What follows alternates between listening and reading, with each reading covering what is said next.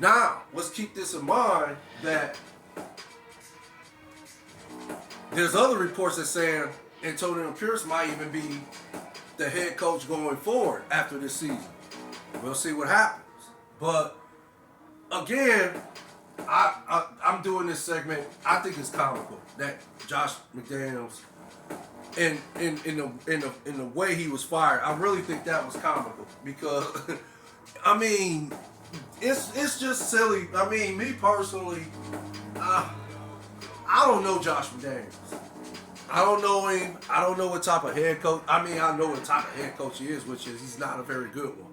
But as far as him as a person, no, I don't know him. But every time I see or look at Josh McDaniels on TV, he come off like that, like he's a cynical a-hole, and he thinks he's better than everybody. Look, if that makes sense. He just reminded me of one of them rich snob dudes, rich snob white dudes who think because they got money they're better than everybody, right? And in most cases, we know that's not the case. We know just because you got money, that don't make you better than nobody. But Josh McDaniels comes off like that to me. Could be wrong, again, because I don't know this guy like that. But that's, I can actually relate to these players in that meeting who went all in on him like that. And I'm not saying that those were the exact words said about him, but I'm pretty sure the words that were said to him from the players wasn't pleasant. So I can see why they would talk about this man like that, if it makes sense. Because of the way he portrays himself to people. And he's just not a leader of men. He's just in my opinion, he's just a bad head coach. I don't know how he kept getting jobs after he got fired from the coach. And in the format, the way he got fired from them. I mean, he just basically just seems like everywhere he go, he rubs people the wrong way. And it's not, and I'm talking about like just literally rub them the wrong way, where his presence makes people feel a certain way. Like they want to do something to this dude. They want to hurt him. They want to like put hands to his face, beat him up, if that makes sense. So, yeah, again, like I said, no, Josh McDaniels, I don't know how he kept getting head coaching jobs after the Indianapolis coach job. I don't know how he kept getting jobs after that.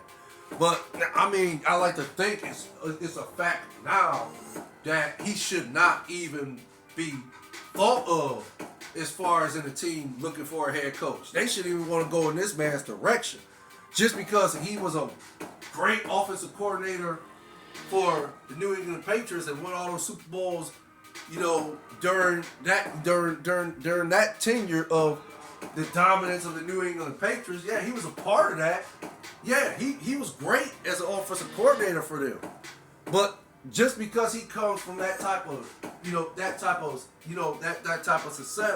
success tree does not, equal him as one of the greatest head coaches to ever do it. He's not on the level of Bill Belichick. He's not even on the level of an average coach in the NFL, in my opinion. So, no, just because he come from a tree like that, that does not necessarily mean this is the type of coach you're going to get. No, not everybody can be Bill Belichick, if that makes sense. Even if they come from that type of organization, that type of successful tree.